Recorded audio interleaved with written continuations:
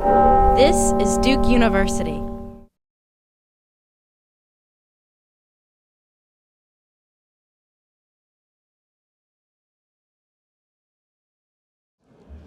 Welcome to the Distinguished Speaker Series. Please take a moment to silence your phones and any other devices. This evening, we are fortunate to welcome Roger Ferguson, President and CEO of TIAA, a leading provider in retirement services across many fields and a Fortune 100 financial services organization. Dr. Ferguson has held many impressive leadership positions. He is the former vice chairman of the Board of Governors of the U.S. Federal Reserve System.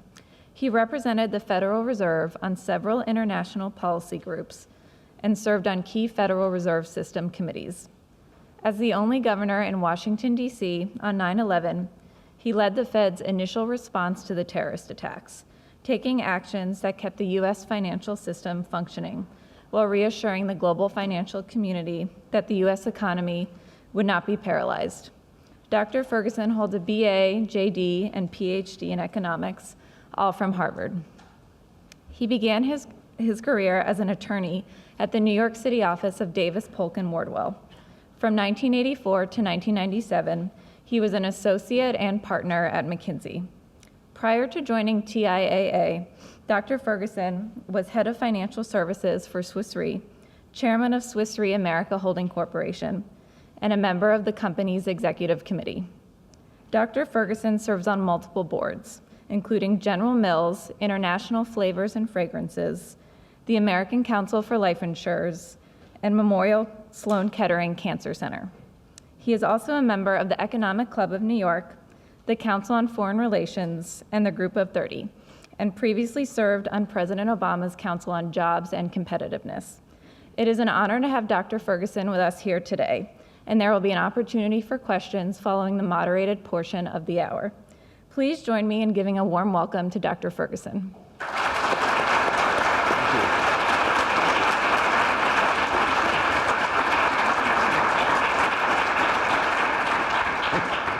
So it's terrific to have you here today and a real privilege to have this conversation. I'm going to start off by reading a quote from you. And the quote is, "My mother taught me to stay in school as long as you can." So insightful. What, you know, what else did your mother tell you to do? Because you sure follow the directions on staying in school. Well, look, I mean, to be very honest about it, it sounds, in hindsight, pretty trite, and people in this room fully understand it. You know, the opportunity to invest in, you know, as we economists say, your own human capital at a young age is really pretty important. And the fact that my parents were willing to support the fact that I stayed in school until I was almost 30 actually did make a difference. A lot of folks sort of question, you know, go out and get a job, do what other folks are doing. And my parents sort of, you know, instinctively got it. So while the quote is in some sense sort of simplistic and trite, I think what's really behind it is you know, the kinds of decisions that folks in this room are making have got to be supported by some sort of community. And in this case, my mother was really the cheerleader of that community. Okay. Did she also tell you to eat your vegetables? She said, eat your vegetables, you know, brush your teeth, change your underclothes. Yeah. Although I do see from another source, your favorite fruit is French fries. So, yes, but anyway. What do you mean? That's too much information. Yeah. So let's jump from this extended path through school to, of all the things that you could have done with that incredible investment in human capital, you went to work for a law firm. Why the law firm? Well, first, there are people in the room who resemble that remark, so I'd be cautious. A couple of reasons. One is, you know, as we say in cliche, we are a society of laws and not people. And having spent 3 years at a law firm, I thought it was really pretty important to understand how the legal system works. Secondly, though I had a real and still have a real passion around economics, having that grounded in something that was very practical and pragmatic proved to be the right thing. And third, in hindsight, though I didn't know it at the time, that's also where I found my wife. We've been married for 30 years, and so, you know, had I not gone to law school, my life would have been a complete nothingness. And So if you ever run into a Nat Nazareth, you say, Roger Ferguson said that finding you at Davis Polk was the most important thing in his life. Okay, so from there you went to McKinsey, and at McKinsey, you did something. So there's another quote that I'm going to read, which is, careers are climbing walls, not ladders. And actually, I have to tell you, when I first read that quote, what I thought you meant was that it's all about you have to face these barriers and get over these walls, but it's actually climbing walls, meaning you're going to move all around. Right. So you made a choice to take a partnership position, which was client-facing, where all the action was, and you went into the back office. Right. Why did you make a decision to take yourself out of really the spotlight, the success, the sweet spot within McKinsey? A couple of reasons. One is it was something that was potentially very entrepreneurial. So what the dean is referring to is shortly after I became a partner at McKinsey, I decided to lead up an internal research and information group. The managing partner had a vision that we could leverage technology, the internet, so I was one of the first people to get involved with the intranet for business purposes, and also, frankly, globalization, and rebuild, if you will, our research function. So this was for me pretty exciting because it was a chance to build something, to lead, to manage something, and to help this fellow's vision come to life. And the footnote is, lo and behold, 30, 40 years later, it actually emerged just that way. Actually, it was more like 30 years later. In that McKinsey actually has now a really large knowledge center headquartered in India with, I'm told, several thousand people, off of this idea that the then managing director, Fred Gluck, had. So one was an opportunity to do something entrepreneurial, managerial in the context of McKinsey. Secondly, frankly, it fit into my lifestyle needs at that moment. We had just had our first child. The life of a McKinsey partner is one of touching down in a new city every day or every other day and maybe being home late Friday over the weekend. And I thought that just wasn't the kind of father I wanted to be. It's pretty rare for somebody this day and age, or certainly that day and age, to sort of say, I'm going to step off the path a little bit, maybe take a step back, do something that not everyone understands so that I can do something else that's really important. And ironically, it turned out that having taken that step off gave me a chance to understand something about technology and the internet before most others did, gave me a chance to actually manage a global activity, gave me a chance to build something, and frankly gave me a chance to deepen my understanding of economics that came into play a few years later. Mm-hmm. So it's one of those climbing wall moves that looked like it was a step down and maybe laterally, and it proved to propel me into a totally different place, mm-hmm. which I didn't foresee at the time. So this idea of a climbing wall, most people think of a career as you're going up this ladder, right. And it takes a lot of courage to get off of that ladder and to step down or to step laterally. The first example of that was in when you kept going to school, right. As opposed to going out, and I presume that your parents gave you some of the support for that. Were there other individuals who gave you the courage or the mentoring to, at various stages in your career, to say, this doesn't look like the obvious move, but in building over time, this is right? Oh, sure. I mean, I don't think anyone gets to a stage where you haven't had 4 or 5, maybe a dozen folks who helped you in that way. And so literally in every stage of my career, I could point to 1 or 2 people who, at the end of the day, for lack of a better word, really believed in what I was trying to do. At Harvard, there were a couple of tutors who saw, no one else had ever attempted to do law and economics simultaneously as I was doing. But there were a few people who said, maybe it will work. Frankly, the schools themselves said, well, maybe it will work.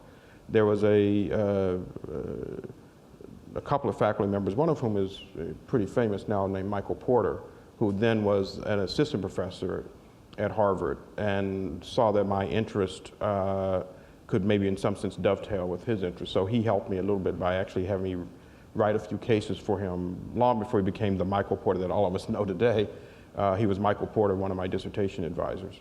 And then certainly at Davis Polk, there were a few folks.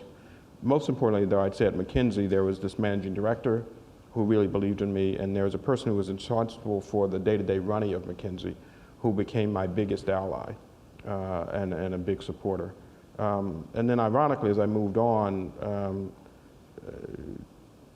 something pretty unusual in my life happened, which was I got appointed to the Fed, which was absolutely superb.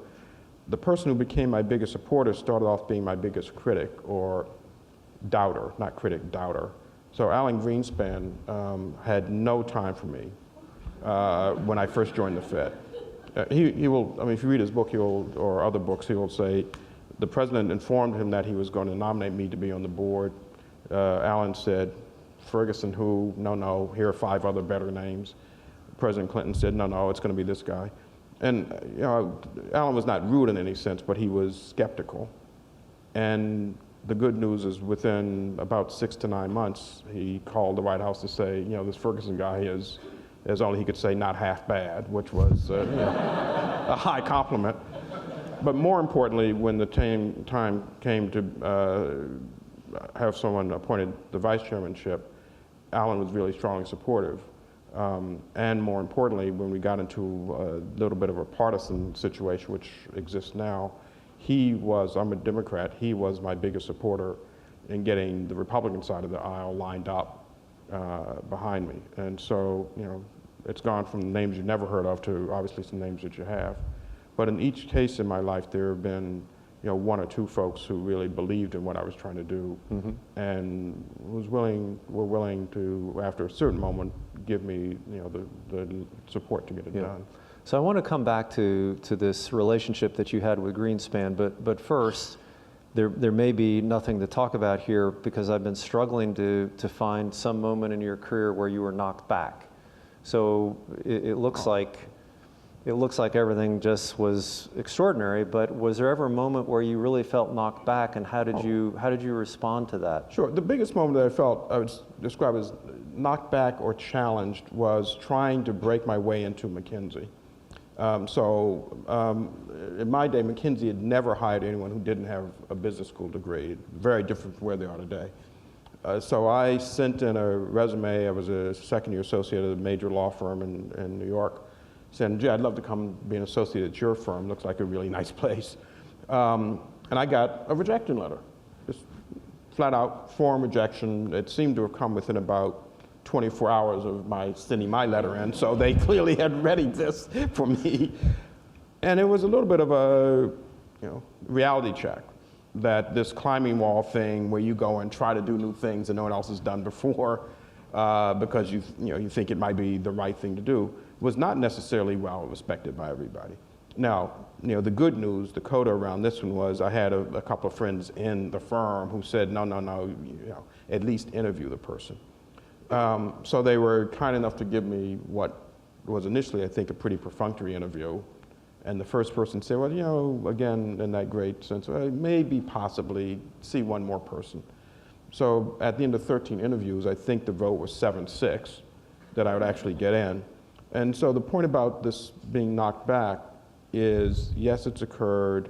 You've got to believe in yourself. At least that's one of the things I've learned. And resilience around failure is, you know, really, you know, very, very important. You know, and I had another case where it gets passed over in the intro, but I was the head of financial services at Swiss Re for about a year and a half. Swiss Re was the first company to experience any losses in the subprime crisis in 2007. There was this huge blaring headline on the second section of the Financial Times saying, Swiss Re loss in Ferguson's unit. Now, you know, who knew that Ferguson was a name that anyone even recognized in the newspaper, but it was a huge, you know, embarrassment. I hadn't made the decisions to put this stuff in the portfolio, but it was my responsibility. And then in a very, very big public way. So it starts with Roger Ferguson, former vice chairman of the Fed, is responsible for this outrageous loss at this iconic company, Swiss Re. I had to, you know, work hard to clean up the mess. You know, they put me on the phone with the analyst to describe what had happened. I did not throw other folks under the bus. And then when it came time to be interviewed for my job at TIAA, the first thing I said to him is, you have to understand that when you do whatever Google search you're going to do on me, the first thing that's going to pop up is, this loss happened in my big unit. And so, 2 stories of being knocked back, one pretty private, getting, the form rejection from McKinsey, one really public, the first big loss in the subprime crisis right there in, my unit. And in both cases, though, the story is one about resilience, taking personal accountability, not throwing other people under the bus, and working really hard to dig your way out of the hole, and being totally transparent about it. And I've heard later, now I'll stop this very long answer, that one of the reasons the trustees of TIAA really trusted me was I was the one to disclose to them that this thing would be found if they did even the rudimentary amount of research. And I think they thought, gee, even before he comes to talk to us, he says, know that this thing has occurred, and here's my side of the story. And it proved to be, I think, pretty helpful in opening that door. Yeah. So you are not a stranger to difficult situations, crisis situations. You were in the very unusual position of being the only one home at the Fed on 9/11. Can you tell us about what you did and what you learned from that about leadership? Yeah, sure. So what did the Fed do? I think as I think about it, there are 2 or 3 things that we did.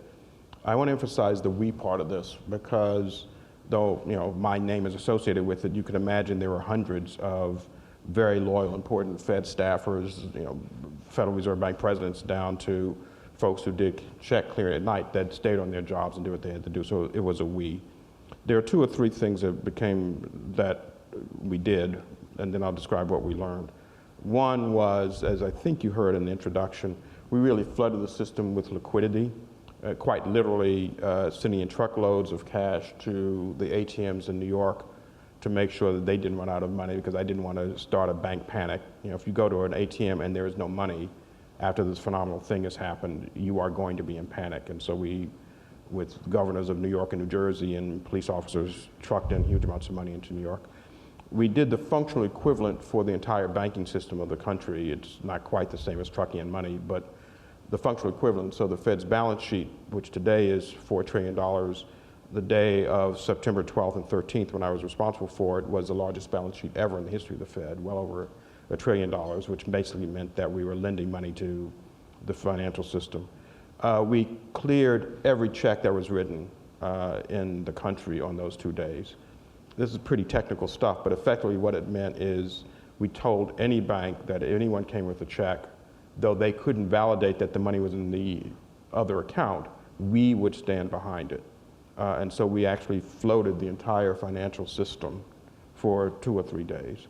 And again, I didn't want anyone to go in a bank and not get their money or have any bank doubt that checks were good, because that would have set off this panic.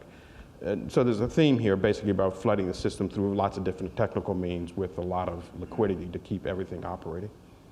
3 lessons. One is you have to understand how the technology, I'll use that word, of anything operates. So if you're the leader of an organization, you really have to understand how the innards work. Because the stuff that we were doing in that day was not the glamorous setting interest rates, 25 basis points. Interest rates didn't move, but our knowledge of how the payment system works, how the check system works, how money gets moved in the system proved to be really important. Secondly, you've got to communicate really clearly. Some folks in the staff wanted to write a very long statement,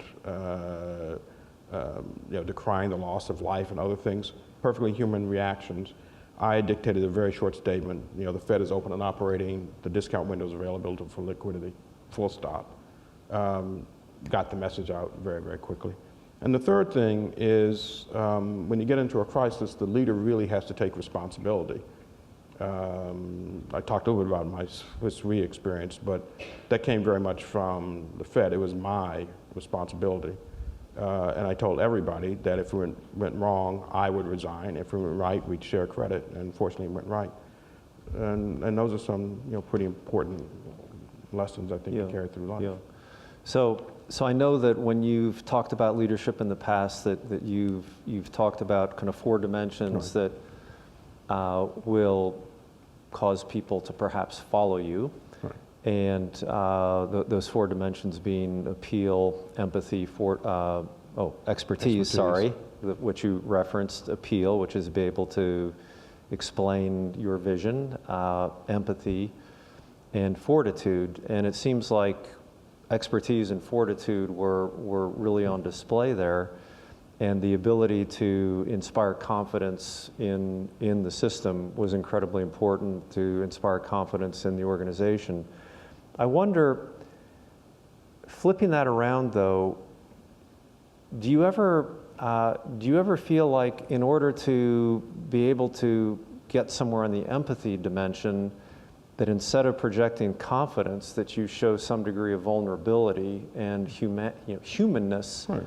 And so so someone like you who looks like Superman. What? The short, aging, balding, black Superman guy. In the remake, yes. The sequel. How is it that you show that human side of things and create that empathy? But you just have to be very authentic. So I, as you might sense, have a little bit of a sense of humor. It's easy to mask it. I think it's better just to let it be out there.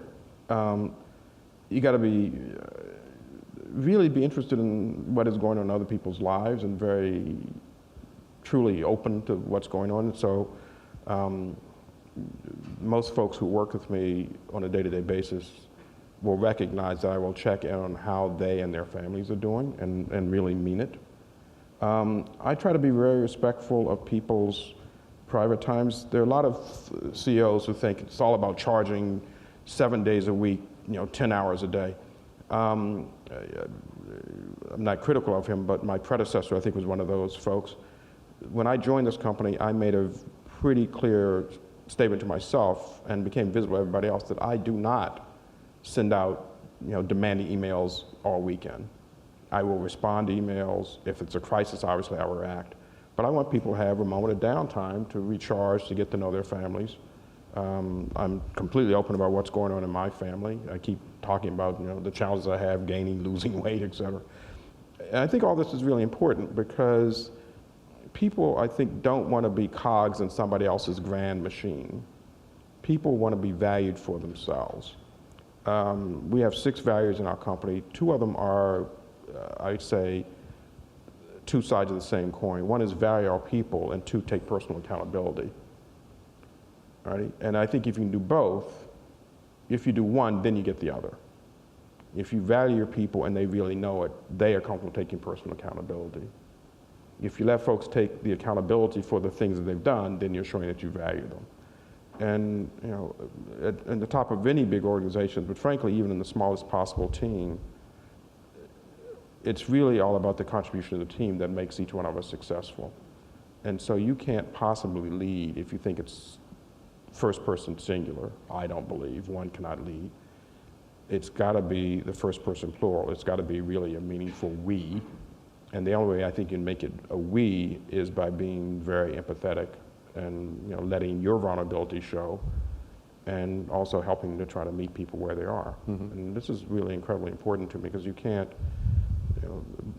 companies, corporations, teams are not, broadly speaking, dictatorships where the leader says X and then X happens.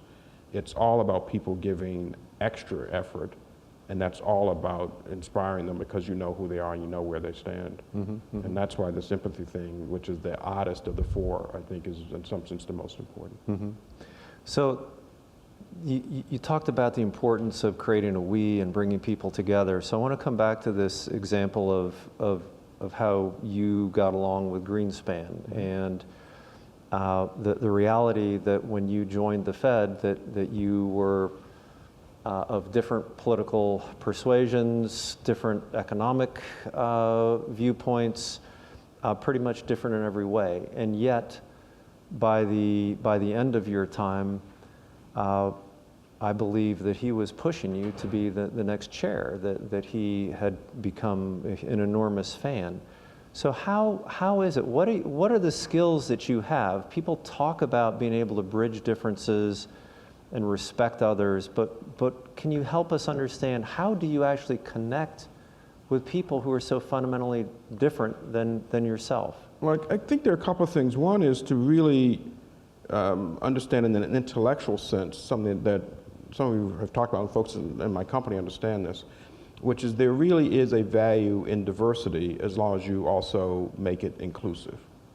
There's a lot of academic literature. There's a theoretical economist named Scott Page, University of Michigan, who has done a lot of work that shows that diverse teams end up getting to better outcomes if they're both diverse and their team-like. And I'm pretty sure that's a well understood message here as well. So if you have the intellectual point of view that says diversity really is a good thing unto itself, if you add to it inclusion, then it's really pretty easy to figure out how am I going to bridge to what that other person has to bring to the table. And certainly if it's Alan Greenspan, for all the warts and dings and stuff that he has taken around his career, he's a fundamentally very good, honest person of great integrity. The other word that I use, or a word I'd use that sort of brings to life a little bit more, may also be curiosity. And so, I always find it quite fascinating when I work with someone who's quite different from me to be curious about what's motivating them, why do they take this point of view, assuming that they're not the embodiment of evil, that they're trying to do the right thing. I'm sort of curious about why they see it so differently from the way I may see it. And what do I learn out of that? And so if you're open to maybe they're right, and certainly if you're open to the fact that a diverse team is more likely to get to a great outcome, then I find it a lot easier to work with folks who are different from me. And we have a little phrase in my company, you're not different from me, you're different like me. And so the reflection that all of us are different from each other, regardless of what the physical manifestations may be, is, I think, a pretty important way to think about the world. Mm-hmm. So a little bit earlier, you mentioned that you're black. Did I mention that? So I wanted to talk about a subject which people have a hard time talking about, which is race.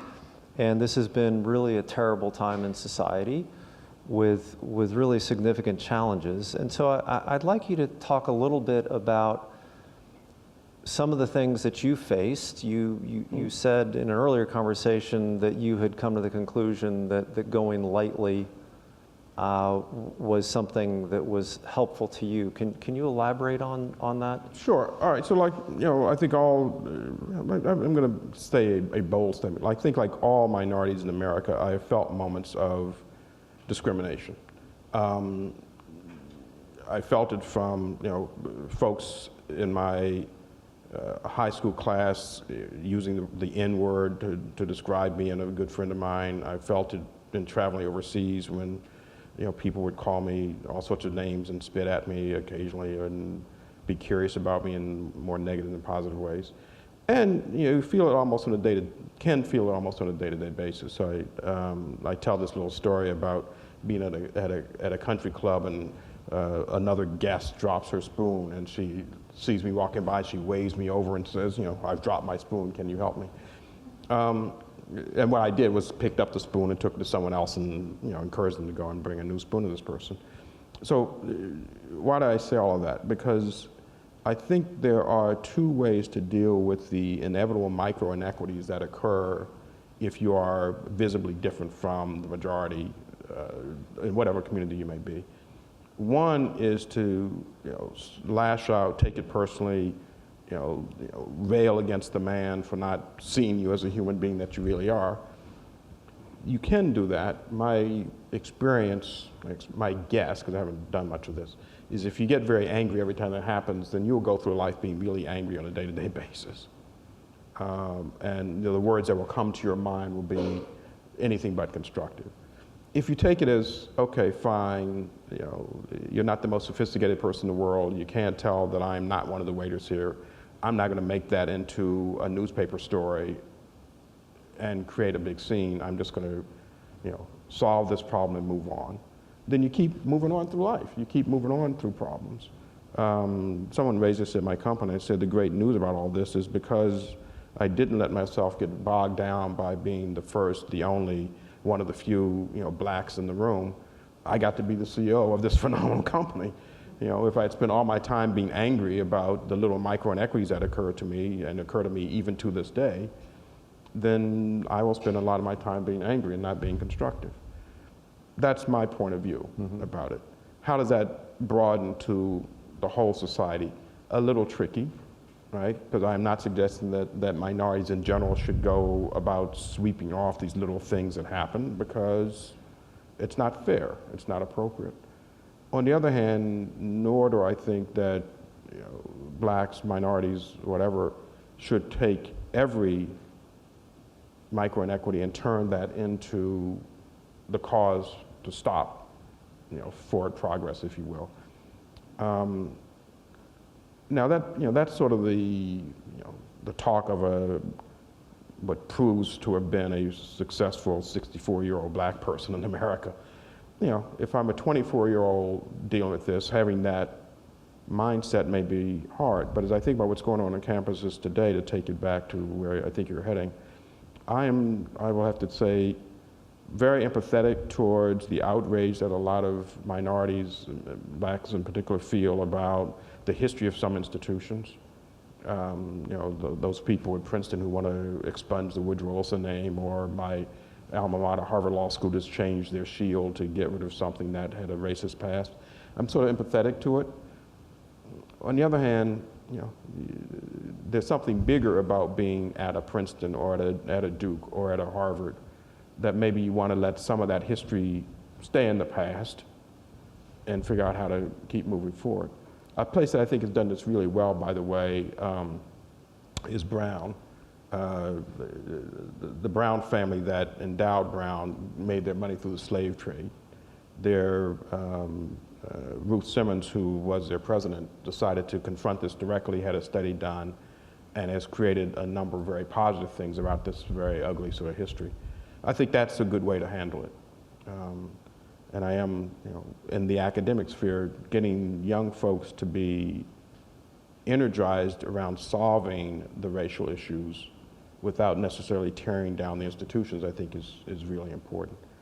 If we try to broaden that to America overall, I think what we're finding is race and socioeconomic issues are heavily intertwined. And we've got to solve both of them almost simultaneously. Because I'm really quite worried that we're starting to get a permanent underclass in America that is, brown or darker than the upper class, and that is, I think, a formula for disaster in a participatory democracy. There are other elements of the underclass that are also starting to play through as well that may have more to do with education, but I am quite concerned about the starting to be permanent bifurcations that are along very identifiable lines. So that's a very, very long answer that meandered all over the place, but it's the way at least I'm thinking about it right now. So another issue that faces someone in a minority group is the idea of they face a tax or a disproportionate burden for resolving some of these inequities that exist. How do you move a group from the idea that the minority is responsible for this to it's everybody's responsibility, and that you can't have conversations about gender without all genders, you can't have conversations about race without all races committed to those conversations? How do you shift that? I think by addressing it very directly. So if society, in my view, is dysfunctional around any of these lines, it is a societal problem. Put it another way, I can't stop being black. You have to figure out how you respond to my being black, and we have to work that out together. And so, I think everyone's got a role to play, right? So minorities, women, et cetera, have to figure out, okay, without changing the essence of who we are there things that we can be doing differently to make it easier for all this to work? But that's only half the story, because everyone else has got to do something differently as well to make all of it work.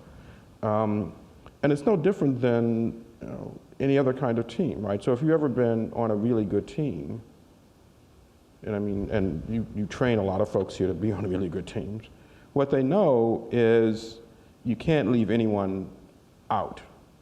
You have to watch those little micro inequities. If you're going to be productive as a group of people, then you've got to get the best out of everybody. You can't have an inner clique and an outer group in a functional team. Well, take that from a context of 3, 5, 7 people around a table solving a problem to ultimately up to 300 million people. And you get to exactly, I think, the same place. So you start those fundamentals. Mm-hmm, mm-hmm. I don't know, it's sort of trite maybe, but that's the only answer I have to it. Okay. Well, let me shift to TIAA. And it's interesting to hear you refer to TIAA as a company which is in financial services for the greater good. Is that something that you feel distinguishes TIAA to have that kind of philosophy within the broad financial services sector, and how do you make that come to life? All right, so I think the answer to the question is yes. I'm going to say the following. I think it unfortunately distinguishes us, as in, and your audience, the students here may know, Robert Shiller has written one of his, I'm not sure if it's one of his more famous books, but one of his books that basically talks about finance for effectively sort of uses our phrase, finance for the better good or for the greater good, et cetera. So I think finance is all about helping people solve their problems. It is all about helping people achieve their full potential. Unfortunately, I think the vast majority of financial services companies, while they are thinking generally in that space, haven't yet figured out how to bring that to life. We can do that because we are a not-for-profit organization. I joke with my colleagues, we're also not for loss, which means our revenue has got to exceed our expenses. We are not a publicly traded company, so I don't have to get earnings per share growth every quarter. And so what that means is we can, and we do provide service without necessarily trying to figure out how it helps our bottom line. For example, we give completely objective advice to the millions of Americans that we advise about their retirement savings. We do not pay anyone a commission to sell our products. You can bring to us a portfolio of assets that are managed by lots of people, and we'll still help you analyze the likely outcome without trying to get you to move your assets over to us. And we have the advantage as a corporation of really thinking very long term. And so we make investments in products that we think are right, even if they're not very popular. We are one of the first, for example, to bring equities into the retirement space when everyone else thought this was outrageous. And our CREF annuity product, which is what I'm referring to, took a long time to really start to take off until the world caught up with it. We're one of the few companies to open up a bank in 2009, 2010, when everybody else was debanking, because we firmly believe that having that allows us to deal with different folks. And so there are lots of different examples of us doing things that we think are in the greater good. And I frankly wish more in the financial services company, in the financial services world, had the luxury that we have of only thinking about putting our clients' interests first, as opposed to having to pay dividends to lots of other shareholders. Yeah. One of the things that you're passionate about is financial literacy, right, or perhaps the lack of financial literacy that we see today. And you made a comment over lunch today that you don't think that this push in fintech, if it creates apps, that's not going to solve some of those literacy issues. Could it actually make it worse if people think I've got an app for that, Right. And they kind of put the confidence in the app without, again, understanding time value of money and compound interest. Absolutely. And so on and so forth. No, So how do we solve this challenge of financial literacy? Well, boy, that's a really hard one. If we knew the answer, I hope we would have done it. I think there are 3 or 4 things. One is, let's be very honest about the fact that this is a crisis in the country, a challenge in the country. I think it's one of the things that has led to financial crises. 2, I think it is incumbent upon companies such as myself to figure out how we invest in and help others to be better at this. So one of the things that we've done is we've spent not too much money, a few $1 million, helping 15 graduate students develop, or graduate schools develop different programs around financial literacy, so we brought that to the table. The third is leveraging technology, leveraging behavioral economics to allow people to get to better outcomes without necessarily having full literacy. And so we've been doing things such as encouraging automatic enrollment into retirement plans. And the fourth thing we've been doing is we have been advocating for improvements in financial services that will deal with the fact that there's a relatively low degree of financial literacy. So we're, I think, the only insurance company that has been visibly and vocally supporting the fiduciary rule that the Department of Labor is about to bring out, because we think it's actually the right thing to do. And so, there's a little bit of trying to fix the problem, and then there's a little bit of recognize that it's there, and let's create financial tools that still allow people to get to good outcomes, even if their degree of financial literacy is not very high. Okay. I'm going to ask you one last question before turning things over to the audience, and this you can either choose your TIAA hat or your Fed hat experience, or both, which is we now are in an environment where after a kind of a long period of time with low interest rates, 0 interest rates, negative interest rates in some places, and quantitative easing that has really expanded the balance sheet of the Fed, that there may be, as a consequence of those actions, some inflated asset values. And so now you have to navigate that in your role at TIAA, and the Fed has to navigate this in terms of how do we move out of this current environment where the economy doesn't seem to have really kick-started yet, and yet there may be some inflated asset values. How do we navigate this situation and get to where we want to go? Let me talk more about TIAA, because I can explain what we are doing as opposed to what society can do overall. So the way we're thinking about this is we're being very prudent about incremental investments in asset classes that we think may be a little overvalued, without doing anything extreme. So we continue to invest in real estate, but we are being much more selective. We are looking closely at our portfolios to figure out, are there things that we should be pruning that maybe we would sell next year or the year after? Should we telescope and bring that in a little bit? We are making sure we're broadly diversified, knowing that some asset classes are going to continue to rise and some may fall, and so we're leveraging our great skills in diversification. And those are some of the things that we are doing. We are running everything through the same risk lens that we always use. And we also, though, are not panicking, because we are in business for the next at least 100 years, 200 years, 300 years, I hope. And so we're trying to fix those pockets where we can be counter-cyclical and put investments in those spaces. So, all of this is to say we'll probably be nicked a little bit when some asset classes fall off, but we will also gain when others rise, and that's the great benefit of broad diversification in a long-term perspective. The one thing we're not trying to do is time the market. And so I'm not calling up any of our portfolio managers and saying, your asset class is overheated, dump it, because we don't believe in market timing. We believe in a steady long-term perspective, and the way we're dealing with this is broad diversification. Okay. All right. Questions from the audience? Hope there are a few.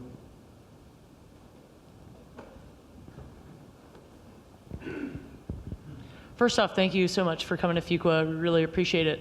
My question relates to the idea of financial literacy. Do you think that there's an opportunity to, in this world of competition with other banks and other other sort of financial institutions to actually do the co-opetition in terms of helping build financial literacy to then have future customers that would be interested in investing in your products? And if you think that's viable, like, what are the next steps for actually building that sort of coalition amongst financial institutions to build up that literacy for people that are lacking it?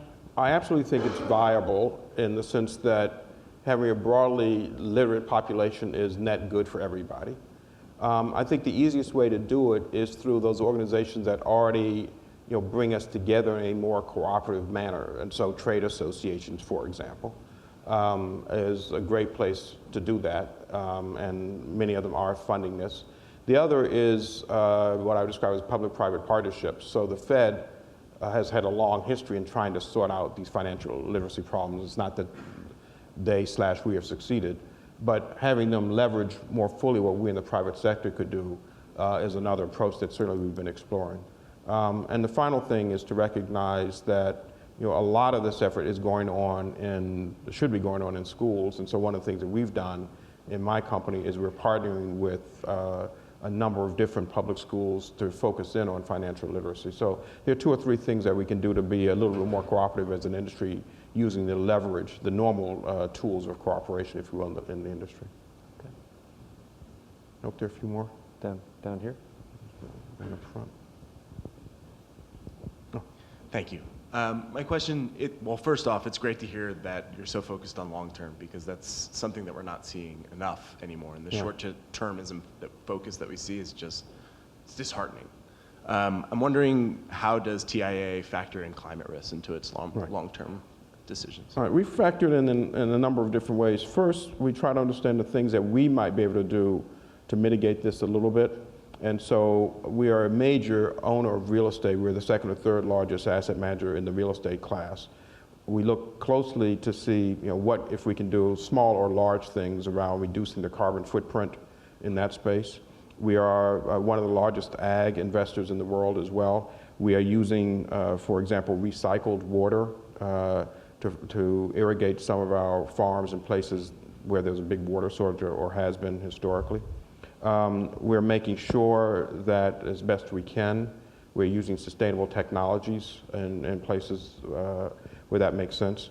We also have not a huge number, but a certain number of investments in alternative energy sources as well. And we are a pretty large investor in infrastructure, much of which is now going towards thinking about being much more sustainable. And the final thing we've done as a major shareholder in lots of companies is we have been advocating pretty quietly but fairly successfully around getting companies to at least start to disclose what their sustainable policies are. And so you're seeing a lot of companies putting out sustainability reports. Some of that is directly related to our pushing them to be much more transparent about what their carbon footprint and sustainability would be. We got one in the front. Good evening, thank you.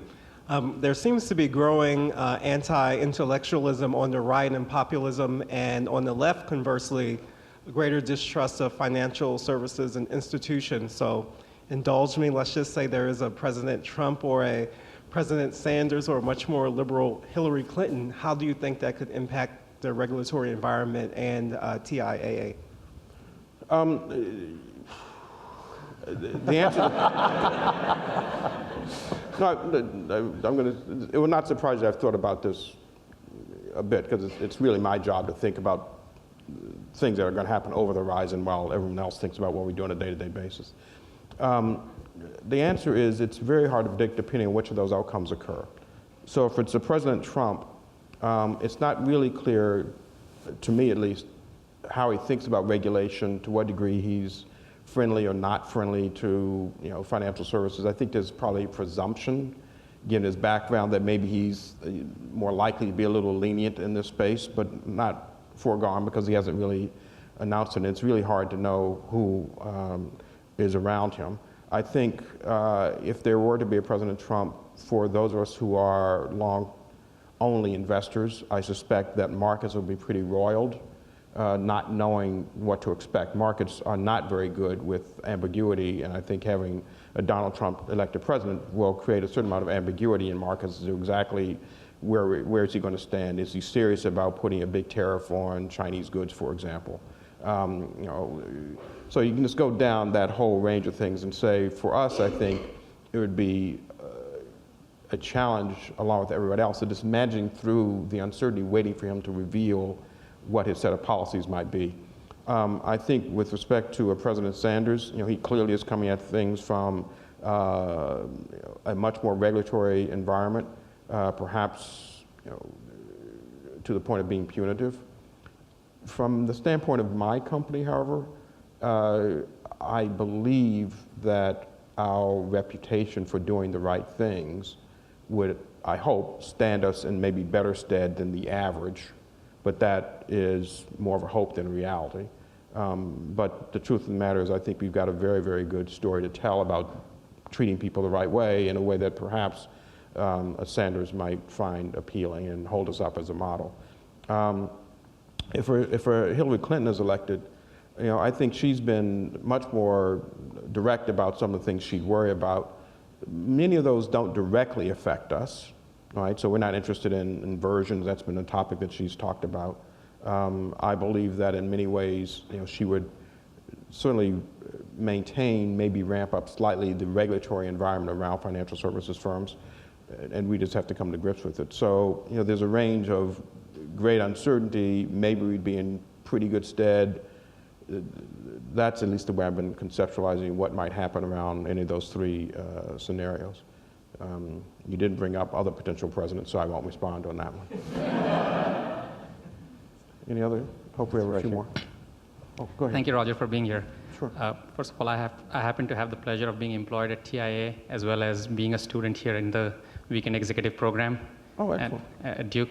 And my question is more on the personal side. So you've been a leader for like several decades in several different organizations. How have you stayed ahead of the curve? How have you kept your leadership skills sharp, and what do you do on a regular basis to be the leader of the current time? Sure, that's a good question. So the three or four things I've said are important about leadership. One is actually expertise, and so I think of myself in every organization as a perpetual learner.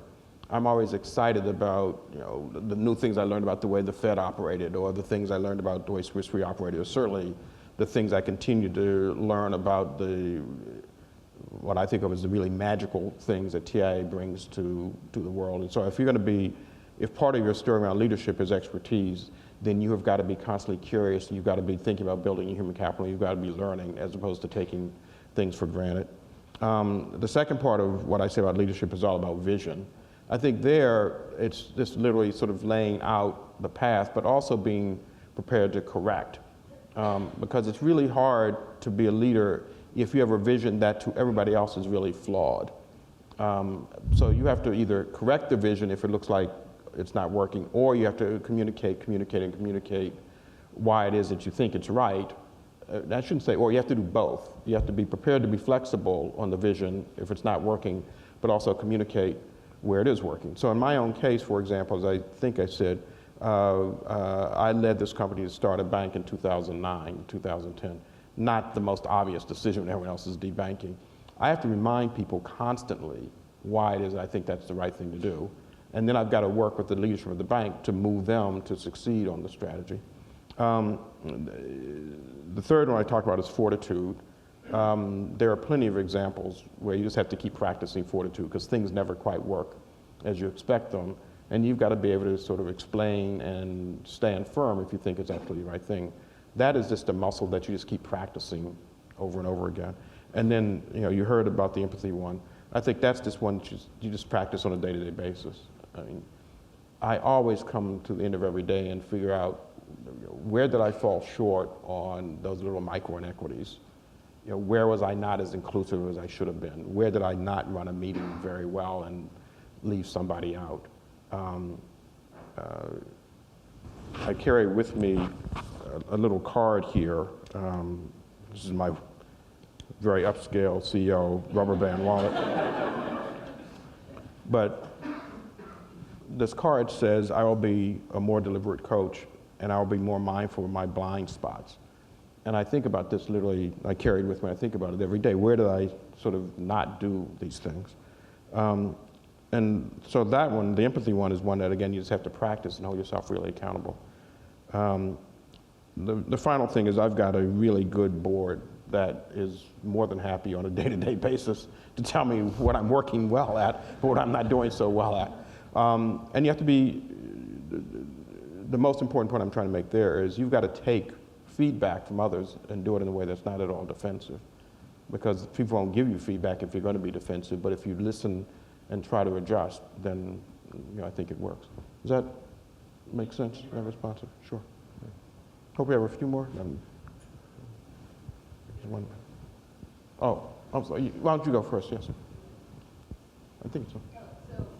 I currently work at TIAA Crypto, and I was part of the MMS program here back in 2012. And my question is around building trust. But first, I want to say TIAA has done an amazing job. It's been an amazing 2 years there, and they have gone above and beyond with diversity and inclusion and with simplicity, and I've really enjoyed my experience. I've seen a lot of transformations. Good. So back to my question, you mentioned your challenges of getting your dream job. And I remember at a Young Professionals ERG, you also mentioned that. And I was just curious, how did you make others feel more comfortable given any inhibitions that they had when you were able to work with them? Do you mean about getting jobs or about getting people comfortable with working? It's the getting into the job question? Okay, so it's when so I think there are a couple of things. One is, again, well, first, I've been pretty lucky that I've worked in professional services firms where, expertise is valued. And so bringing your expertise to the table every day is really important. I think it's really important to not put people into a defensive posture around whatever the differences may be. So my little story about picking up the spoon from this lady in the country club, I think reaching beyond to make people feel comfortable is a great way to get people wanting to work with you. No one wants to work with somebody who's constantly putting them on the defensive. And I know what it's like to be in that place because getting a PhD from Harvard Economics Department in my day, you were constantly on the defensive. And it's really, I think, a better lesson to help bring people out of that space.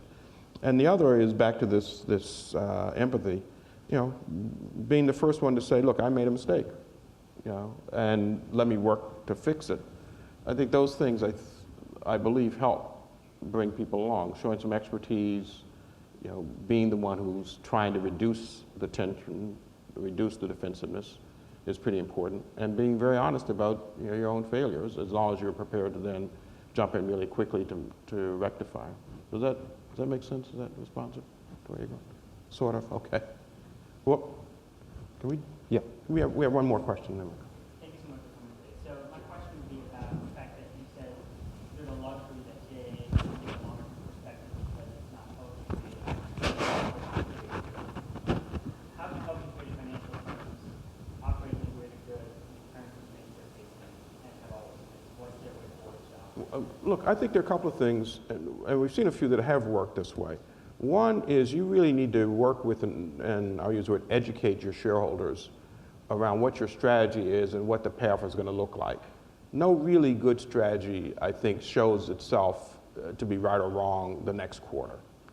And so if you think about what Amazon has done, now they have a particularly patient set of shareholders, but they were very clear they are going to invest in a growing business, and it will take Jeff a long time to turn a profit. So I think one of the ways to do it is just frankly to break out of the short-termism trap by being quite clear about what the longer-term metrics are, articulating your strategy. The second thing is to be very welcoming to talk to your institutional shareholders in particular, and have management, board members, et cetera, reach out and be quite willing to engage and bring them in. Not just around the quarterly call, but in between, if you will. The third thing, and this one is really hard, but it's related to the first, is to gradually play down this habit that we've all gotten to of doing quarterly guidance. I think getting people addicted to guidance, both sides, is a net negative, because then you get very excited that you guided them to think that you're going to have 7 cents earnings per share, and if it's 6, it's a Christ. If it's 8, it's nirvana. Well, if you'd gotten away from the guidance, then the 6, the 7, the 8 would sort of stand on themselves, stand on its own. So I think there are a few things that corporate America can do, even if you are a publicly traded company. Now, having said that those are doable, they are really hard to do. But I also think that the vast majority of institutional investors, of which we are one, are much more interested in the long term than in the short term. And if management were to approach us with a longer term perspective, I think they'd be pleasantly surprised about our willingness to listen to the story and hold on to be long-term investors, which is what we are. Does that make sense? Roughly? Yes, okay. Great, thanks. Great. Thank you so much for joining us today, Dr. Ferguson. We have a small gift for you as a token of our appreciation. That's awfully kind. If everyone could just join me one more time in thanking Dr. Ferguson. There you go. Thank you very much. Thank you very much.